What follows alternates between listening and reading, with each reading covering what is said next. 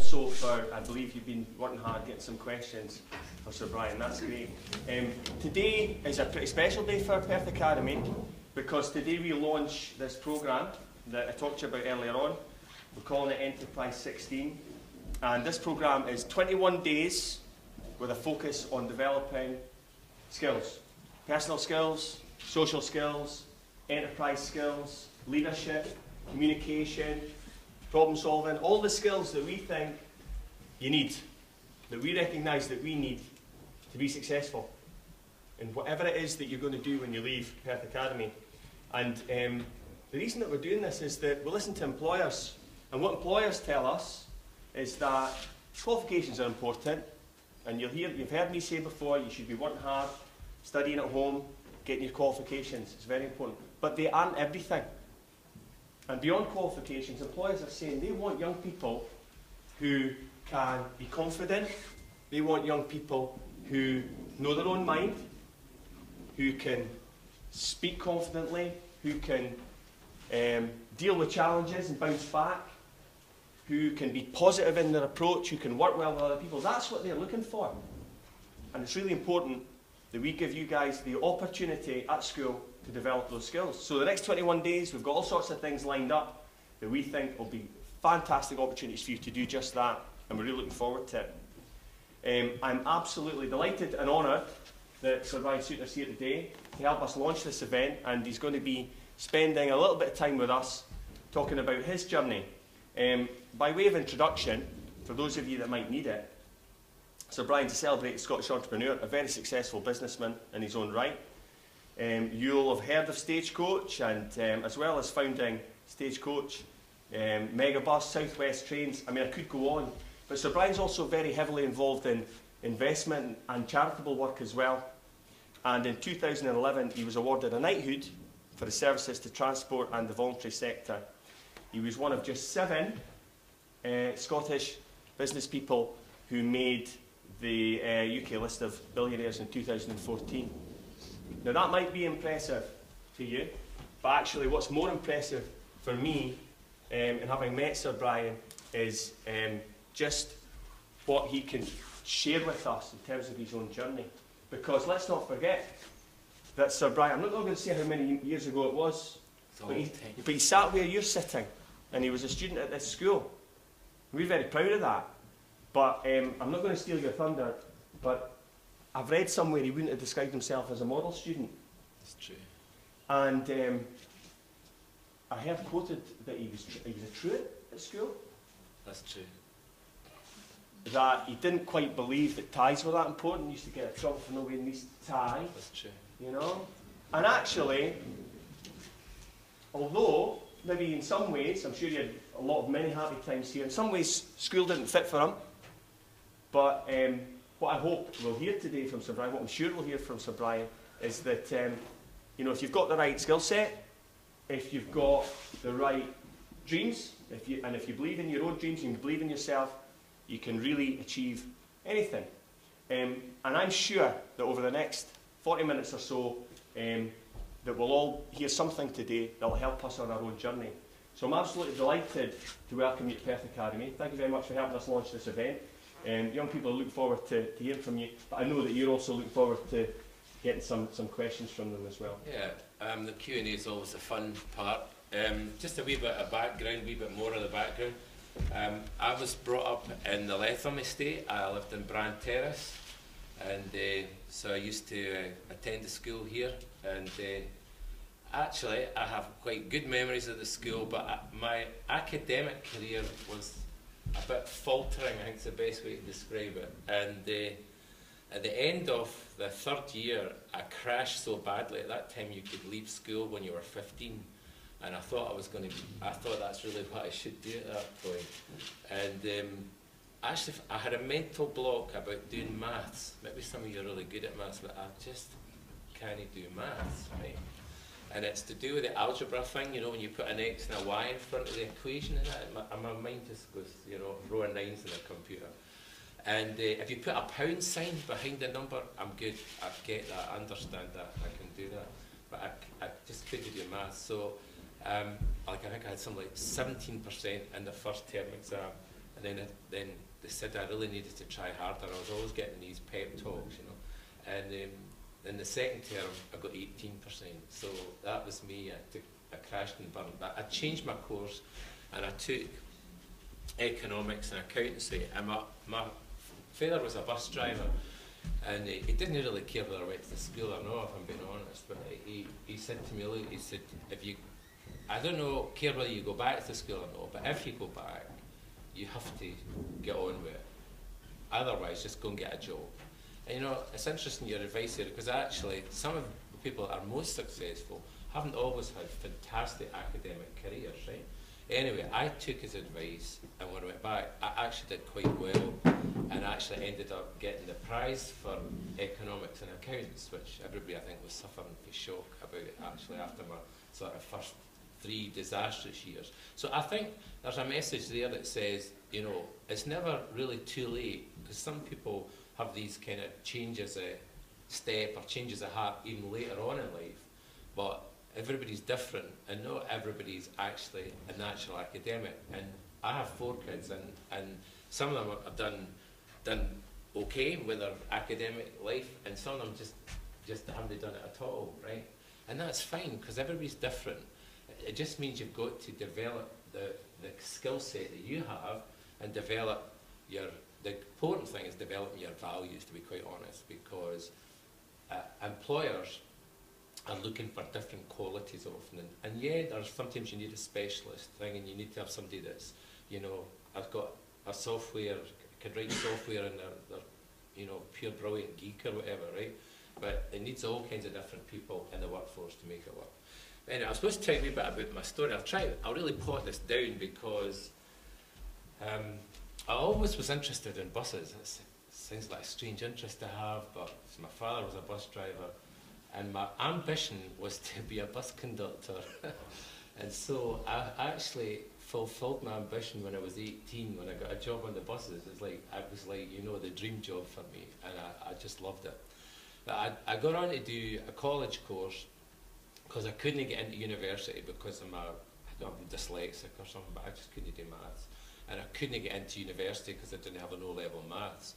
So after I went to college, I then managed to get into university off the back of my college qualification. So my road was a kind of long and winding road, and quite a difficult road, really, partly because of my main stupidity, I guess. But anyway, you know, eventually I got on this university course, and then when I was finished that, I did an accountancy qualification, and then when I was just ready to be this, you know, middle-class professional or whatever people got ambitions to be or whatever, I decided that I would start a bus company. And my sister and I, she had a wee business, and I said, you know, this is a great opportunity. They're changing the regulation. You can run a bus anywhere long distance in Britain. This is like 35 years ago. And so we started a new bus company, and there was buses weren't running to the places that we ran to. I mean, from Perth, you couldn't get a bus direct to Edinburgh. You could get a bus to Glasgow, but it took you about 3 hours to get there. And so we set up this network of express services.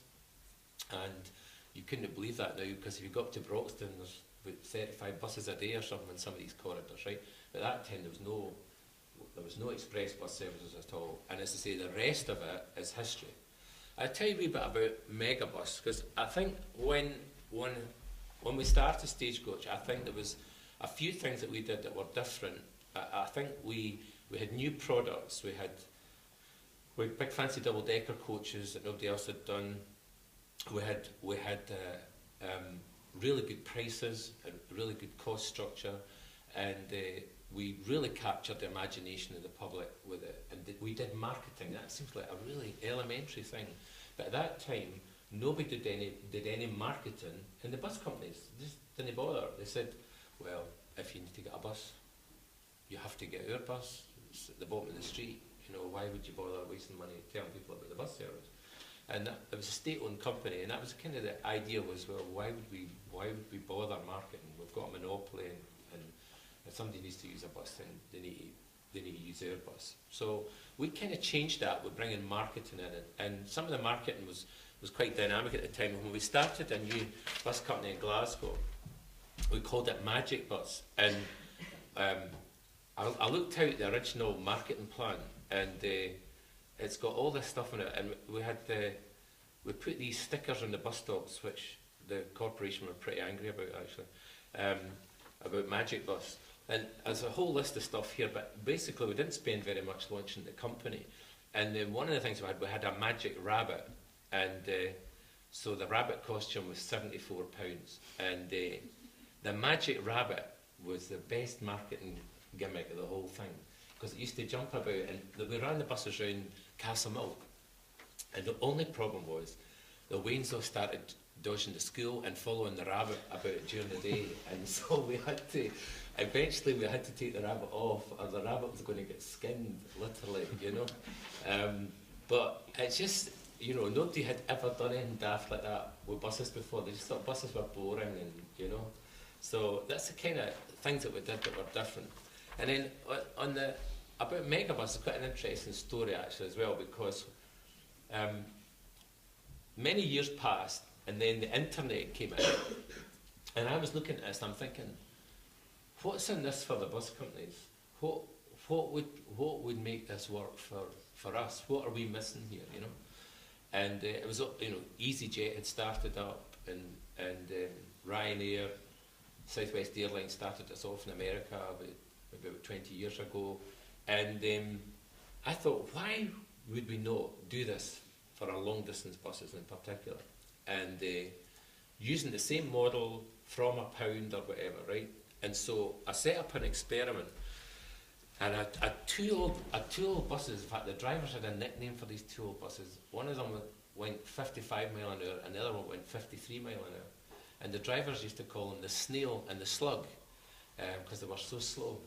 Anyway, they were 96-seat double-deckers, and they were coming out of service in another part of the company, and I thought these would be good just to start this off. So I started Dundee, Glasgow, which is really where we'd started, you know, like 20 years before, but doing it as an internet company with these really, really low costs, because the internet has really transformed things. I just explain this to you, like back in the early days, we had people answering phones, taking your name, writing your name down on a piece of paper, you want to go Glasgow to London, right, all this stuff, right? Actually, it was very expensive. We put to pay all these people in an office to do this, and then to sort it all out manually took ages, right? And then you had agents out in the field that were selling tickets, and you used to give them 10% commission if they were really good agents. Sometimes you used to give them more than that because they were selling so much of your tickets. So these were all costs that we had to pay before we actually have the cost of the bus service. So we're getting these. They changed the legislation as well, and you could stretch the buses a bit longer, so you could get more seats on the buses, and you could save all this money by using the internet, because the cost of a booking on Megabus, even at that time, when it's probably even cheaper now because the technology's got better, was 17 pence a head, including the PayPal payments and all the rest of it, which was incredibly low compared to what it used to cost us to do a manual booking. So I thought, this is just too good an opportunity. And then the other problem we used to have was, in the old days, when a bus, we had to look and see which buses were sold out. If we didn't have your name and we were just picking you up on the street, we didn't know how many people were going to turn up. So sometimes we had to run extras with just a few people on them. But with the internet, you knew way in advance which seats were selling. You could price them differently. You could put discount prices on the trips that were quieter. You could price up the trips that were busier. I mean, it just was so exciting to see how the internet could transform our business.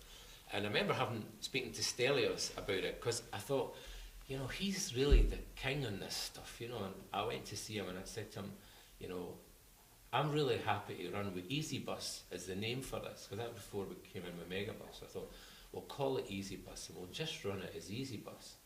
But you know, he wanted so much money off us for the name, you know, I mean, like, it was going to be so expensive.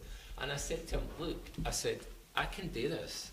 I'm sat with depots all over the country. I can do this. I'd like your help, but I don't need your help. I think if we join together, it could be a really explosive brand, and it could have really big power internationally, right? Anyway, we didn't follow it, but we didn't get agreement. And I said to him, well, okay, Stelios, you know, you go and do your own thing. I said, but I'll tell you, you better get your trainers on, because I'm going to run really, really fast with this.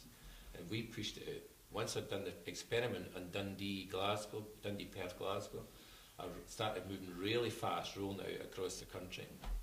And it was really, really successful. And then we took it to America, and that was a really big challenge, because Americans just love their cars, you know. And I remember saying to my manager that we chose Chicago as the first place to do it. And we went down to the launch, and he said to me, Brian, how are you feeling about the launch today? I said, well, I'm quite nervous, really. He said, that's not like you. He said, why are you nervous? I said, well, Dale, to make this work, we've really got to change the way Americans think about public transport. Because actually, on the analysis of the Greyhound service, it's a Greyhound run buses in America, but the old-fashioned service, and it's slow, and most of the stations, there's people with needles hanging out of them as junkies and all that, or about the bus stations, it's a nightmare. Anyway, I said to him, and nobody wants to travel on a bus like that. We had to find new customers and get people to leave their car and actually take the bus. And I said, well, I think we've got a 50% chance of making this work, because to make this work, we have to get Americans to leave their car at home. And you know, we've now got 300 buses in America and a great big national network. We'll turn about $160 million in America this year. So it's just been exciting to see that and to be part of that. So I think after I've done that, we said, right, where do we go next with it? You know, can we do it in Europe? It's got to be liberated licensing so that we can operate. Not every country has the right regulations for it. But by this time, there was some countries I looked at that I was really keen to go to, but Stagecoach is like quite a big established company now. And they were really not wanting to go to these kind of wilder places. I wanted to go to Poland and Ukraine and Eastern European countries. So I did that with my family business and just opened up a company called Polski Bus. We've got a company in Finland called Onibus. We've got a company in Estonia called Superbus. And it's just been amazing how the same model rolled out has just really, really flourished, and it's been really exciting. These things are always challenging. The guy that did our initial software, he's quite an interesting guy. He's an Indian from Stornoway. His name's Shri, and he was quite an eccentric guy. But he was the guy that wrote the initial software. I'm going to come on to this next about where the future's going with this, because I'm hopeless in this stuff. I mean, I always ask my kids to tell me what's happening and help me with the internet and all this stuff, because I'm not that good at it myself. But I know where the value in the thing lies and where I think we need to go with it. Anyway, this guy, I mean, he would find that he would, you know, you could never get a hold of him when you needed him. You know, for all this technology and email alerts and everything, I had to send somebody around to his house on a Sunday morning to find him if he's suffering from a hangover because the internet had gone down, you know, and it's a software program. Anyway, I kept using him for quite a while because he was a really good entrepreneur. But it's quite a good story, this, because he was a good entrepreneur, but he was a rotten businessman. And actually, I've now stopped using him, and that's because I had to, because he kept making mistakes. And you've got to. There's two things that make things work in business. There's the dynamics of the business and the mechanics of the business. The dynamics is the ideas. You know, I'm always strong, I think, on the dynamics. You know, new ideas. You know, we've got sleeper buses going from. Now you have the person that brought in the sleeper bus and all the different new ideas and all that stuff. So dynamics important. And if you don't have dynamic and drive and ideas and passion, and let me tell you, you don't have to be highly intelligent to be dynamic. Some of the most dynamic people I know aren't really that bright, but they've got drive. They've got real drive and they've got passion. And that's really important. And I'll come back to that later on about your choice of career. But dynamics in business is important. And then there's the mechanics. That is, if you don't get the systems right, and that's what Shree's problem was. He had a brain the size of a planet when it came to software and all this, but he had no discipline. You couldn't get him when you needed a hold of him. And he never coded the thing properly and put it down. So for instance, in my Polish company, I launched a new service for this big city in Poland called Wrocław to Berlin. And he did something wrong when he introduced this next lot of software. And he let everybody travel for 20 pence, right? And this is like, you know, 300 miles, you know. And he also didn't have the alerts in to tell us when the buses were sold out.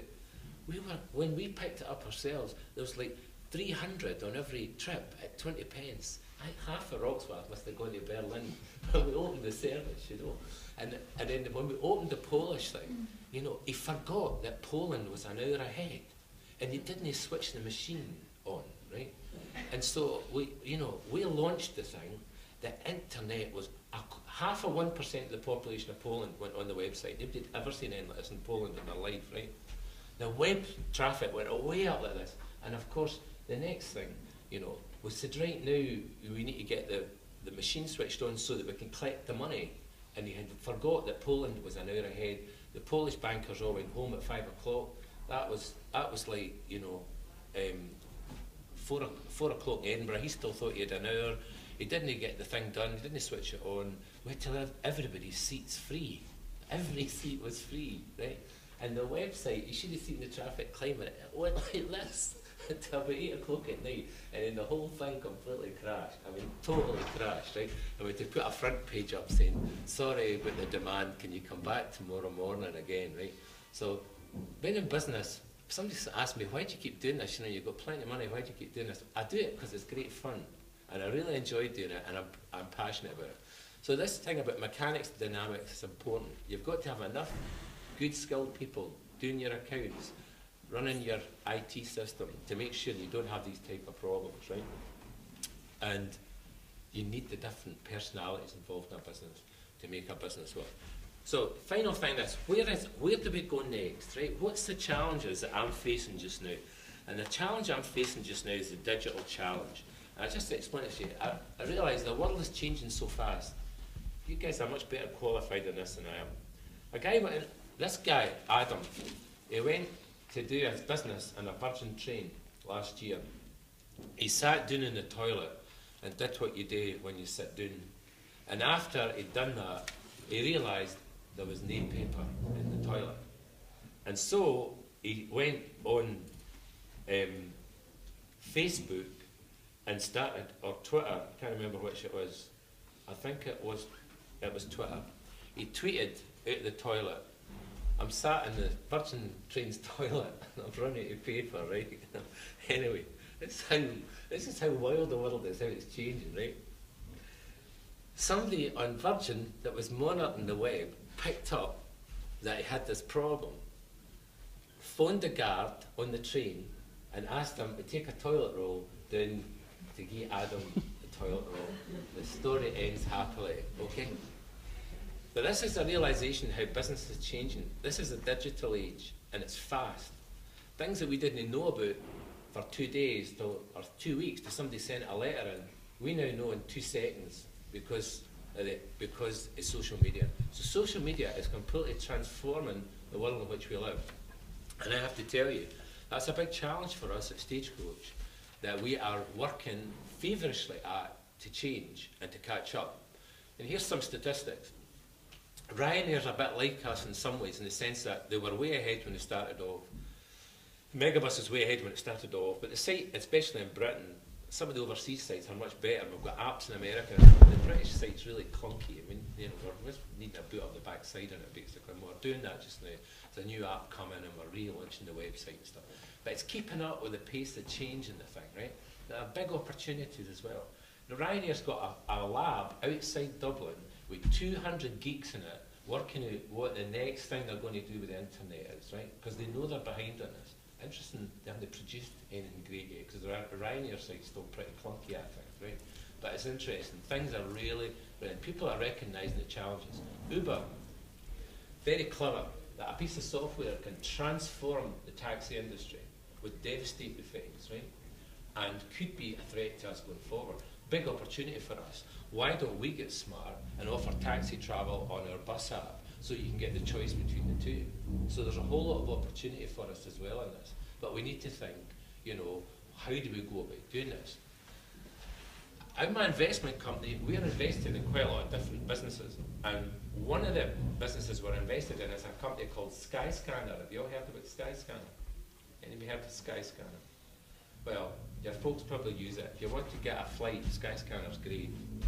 What it does is, it scrapes everybody else's website, and we've got people doing that on our internet, bus companies. We've got aggregators, and they scrape your website. We know they're scraping the website because they slow down all the mechanisms for the web, right? We know that somebody's scraping our website. So you try to block them for scraping. It's like a war. You try to block them for scraping your website because they're scraping all your information. And then what they do is they do software and they present the information on their site and present it simply. That's what Skyscanner do. They scrape all the airlines' information and then they present it on their website because they've got fantastic software that do this. And what we've got to do is partner with people like that and see what we can do with the buses next and go to the next stage. And finally, I'll just show you something. This is, I don't know if you can see this, but it's quite interesting. This is a graph here. If you can try to bear with me, it's simple, really. Up this side is universality. That means how often does it cover everyone, okay? So, for instance, if you take My Funeral, okay? myfuneral.com, okay? That is the most universal business you could ever have because everybody's going to die, okay? So, universality comes at the top there, okay? Now, if you take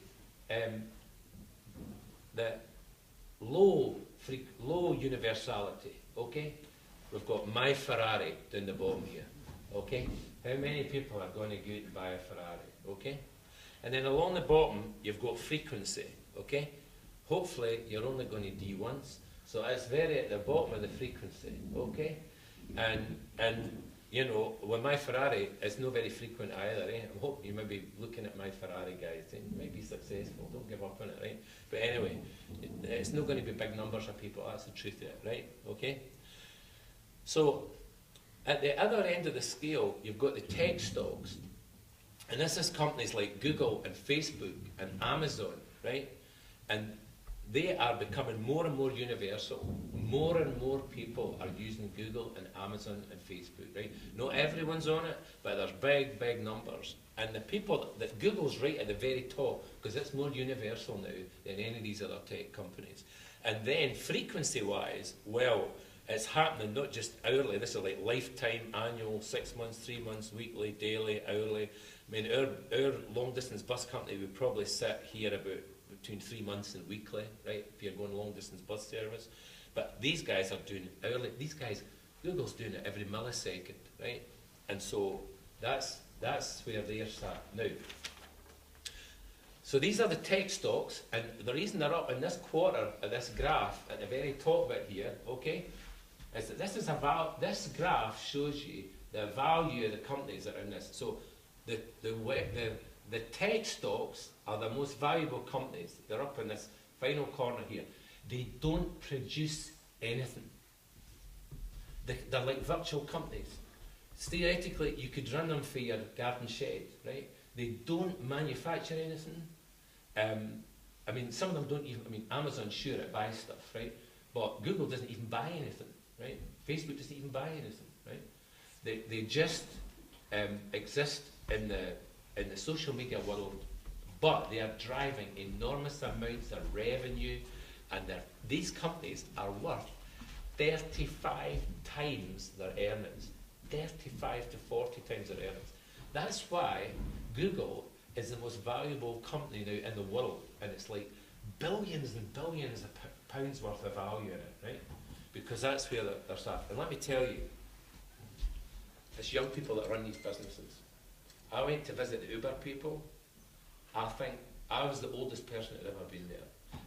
And the people that were, the managing director, the English guy that runs Europe, says, he's really a pot. He says, I'm the oldest person in the building. He was like 42, right? So, as young people that are driving this revolution, you're the generation that's going to make this work, okay? Now, the next set of stocks is called the web stocks. And that's, I put Amazon's not quite a tech stock yet. They're moving from a web stock. They'd like to be a tech stock. They'd like to sell everything to everybody and not be involved really in the delivery of it or the manufacture of it. There's other people who do all these things for them, right? But you see, Skyscanner, LinkedIn, their web stocks sat in this bit here. And these companies are worth 15 to 20 times their earnings. And then the rest of it is traditional businesses that have got a website. That's like Stagecoach, you could, Tesco, all the rest of it, right? And we're all sat in the bottom bit here. We're lucky if we're worth 6 or 7 times earnings, right? Now, if we can get smart with our websites, and we can become a web store rather than become a traditional business, we could increase the value of our company 2 to 3 times on the stock market. So that's the challenge that I'm facing just now. I don't know whether I'll be successful or not, but just to demonstrate that, you know, life is changing, and it's changing very, very quickly. Now, when it comes to choices of careers, I always say to people to do really what I did. I was passionate about public transport. That maybe seems sad, but I was. And what I was able to do was to turn my passion into a business and turn that into something that created a lot of value. And that would be my advice to you.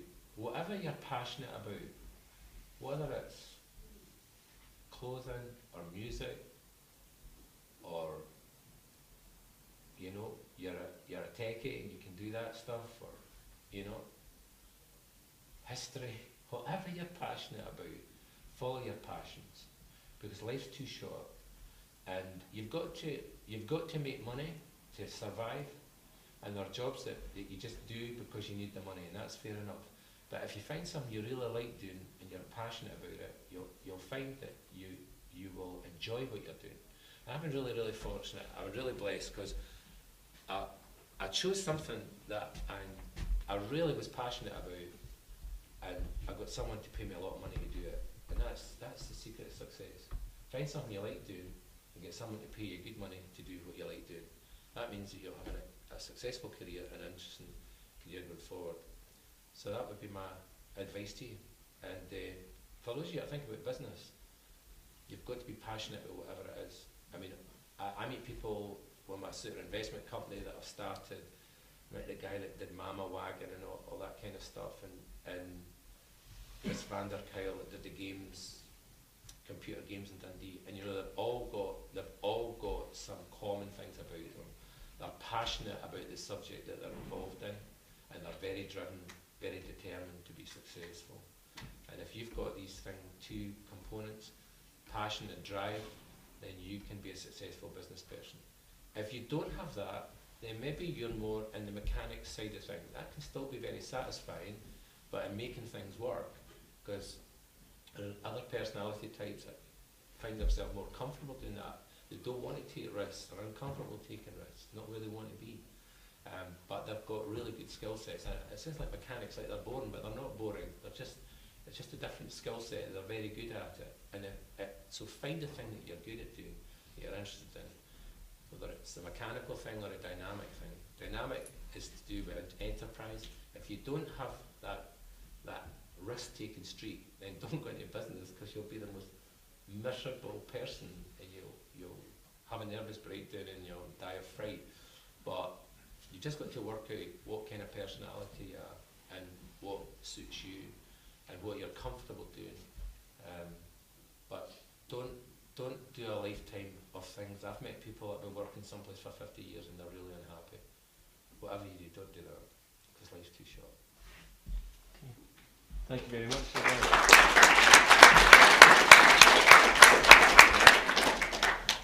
Now, I think we've got some questions for Sir Brian. Who's got a question written down that they'd like to ask? What is the secret of getting people to work for you? That's a good question.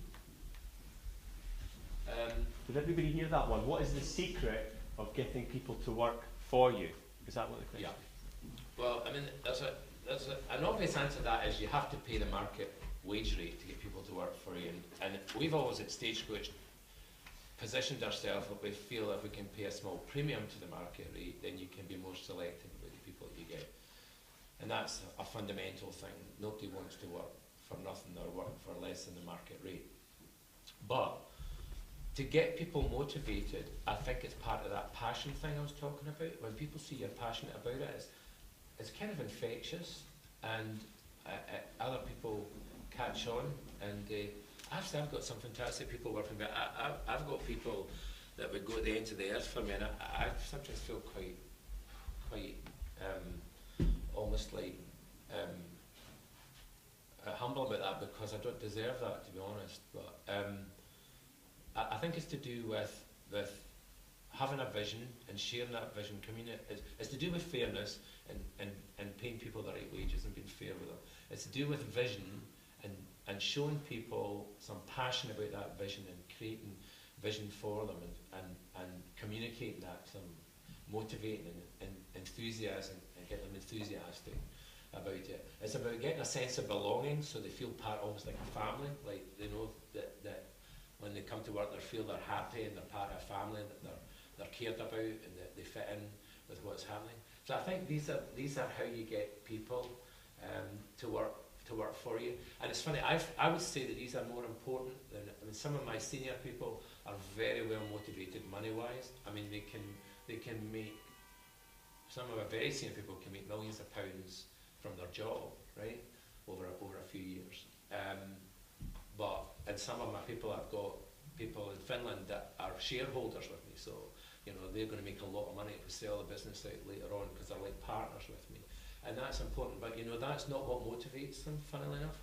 It's actually the fact that they share this passion and vision with me, and that we've got shared values, and that we're working together, and we enjoy working together in a team. And I think the final thing is, I think it's got to be fun for people, actually. I think if people enjoy what they're doing, if you can create an environment where people can really enjoy what they're doing and feel relaxed. What you want to do is not, some businesses create terror environments. I'm sorry to say that, but I had a guy that worked for me at one point, and that's what he did. And it was heartbreaking to watch what he did to the company, because it was a nice company and everybody got on well. Don't get me wrong, somebody messed up, we would try to help them to sort it out. Someone intentionally messed up, stole from us, we sacked them. Okay, so it wasn't that we were soft, but we were fair, and we got, you know, motivated people well. And this guy just was a reign of terror, and it was awful. And you know, you don't want to be in an environment like that. And if you create an environment like that, you won't get people to work for you. To answer your question, so if you're ever a boss, will you remember what I'm telling you just now? If you look after people, they'll look after you, look after your business. Great answer. Okay, we've got another one over here. Should school have prepared you better for the world of work? Well, that's an interesting question. I'm sounding like Vicky Pollard now, yeah, but no, but I mean, I think school could prepare people better. I mean, I think what Mr. Rodian's doing today helps, that you're interfacing with business earlier on. I don't think we got interfaced with the realities of life, and that's why I absolutely applaud what you're doing here with this group, because I think we were slightly in a silo, we were a bit isolated. And I mean, I guess the school has thankfully changed a lot, but when I was at school, there was a snob thing about the classics and the sciences. And if you were good at that, then you were one of the brainy people, and I just couldn't do that, so I wasn't one of the brainy people. And if you weren't one of the brainy people, then you didn't really matter that much, and you were like, you know, well, you know, you'll get a job at Pullers or something, or you'll get a job, you know, in the buses or whatever. And it was like, you know, we didn't really create an environment where everyone could flourish. And I think I think that has thankfully changed a lot in the education system, because it's important that everybody gets a chance to flourish in what they're doing. Having said that, I had some fantastic teachers, and some of the stuff I learned at school was really useful. And one of the things, and I said this, I was doing a school speech thing, and I said, you know, 98% of what you learn at school is of absolutely no use to you in later life.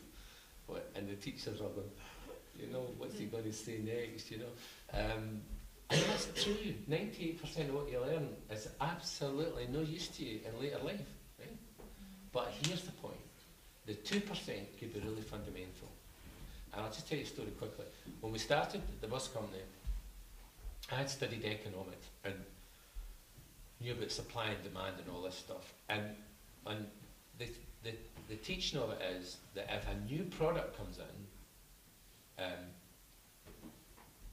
people will copy what you're doing, then there'll be oversupply, then companies go bankrupt, then some companies survive and it can become an oligopoly. An oligopoly means that there's like 2 or 3 big companies dominating the market, right?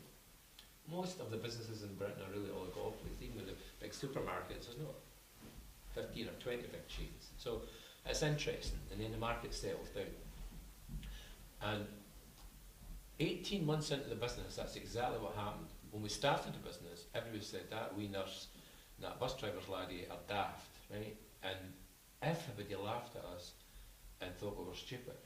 Then everybody wanted to run buses on the services that we were on. And the big state companies started running it. They were using state subsidy against us and everything, right?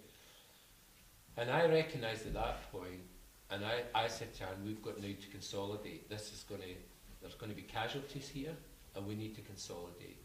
And that's exactly what we did, like 2 years in. And I knew what was going to happen next because I had been taught economics at school. And that 2% was really, really important, because if I had ignored that, we'd gone bankrupt. So I hope that answers your question. Good. Got any more questions? Who else has got a question they want to ask? Nobody's got a question. Who's been your greatest influence?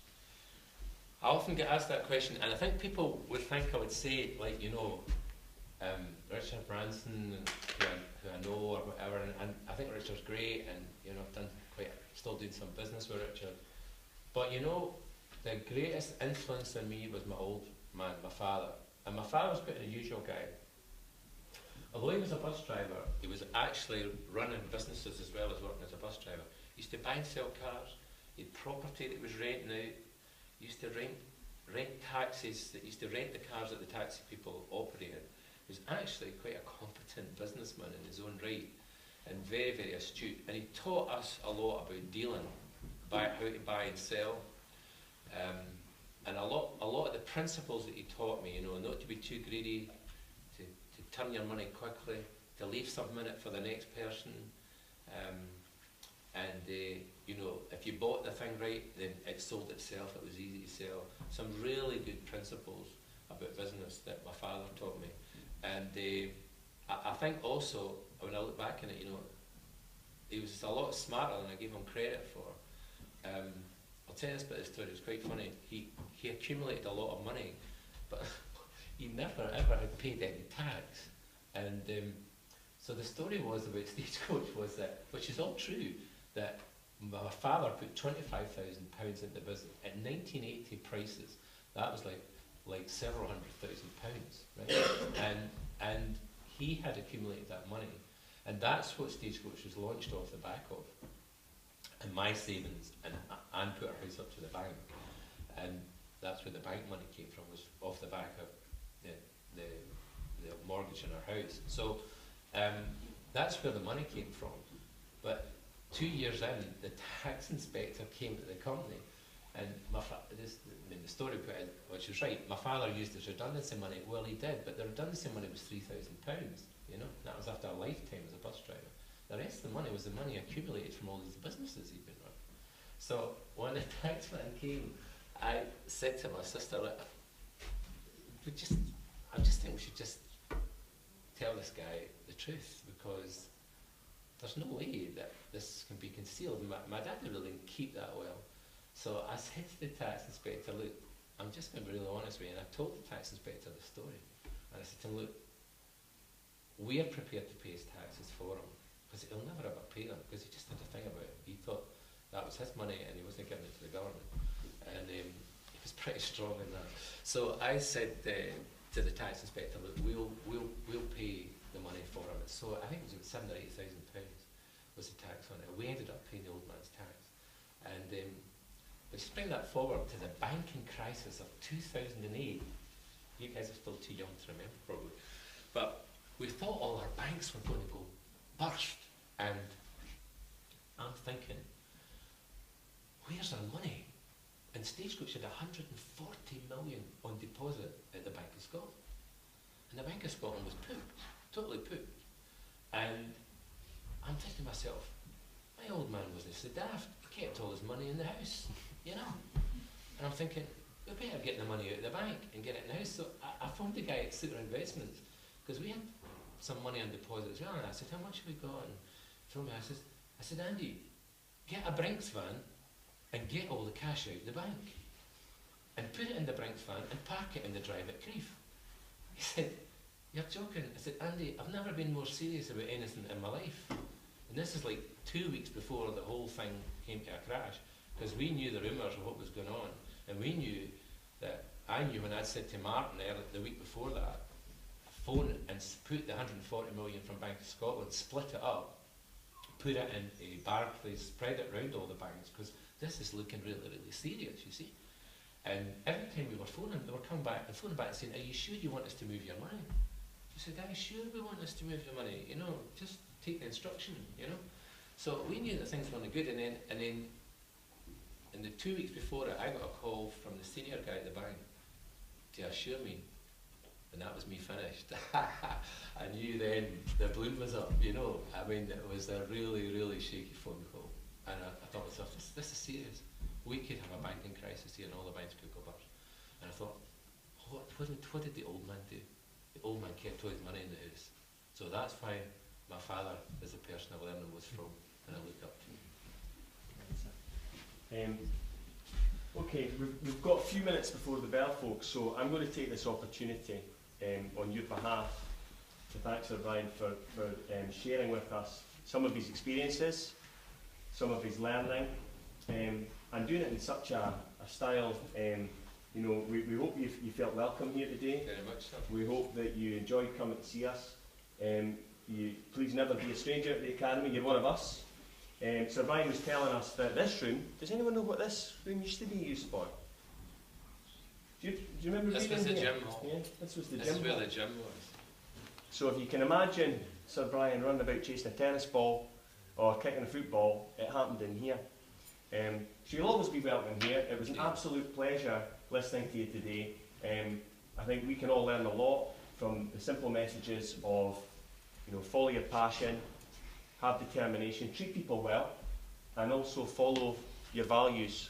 And it's given us a real stimulus, those of us that are on this programme over the next 21 days, to build on these key themes, thinking about our values, thinking about what it is we want to do when we graduate either from 4th year or 5th year or 6th year at Perth Academy. What's our next step, and what can I do right now to help make sure it's a successful next step? So thank you very much. Can we give Sir Brian a round of applause?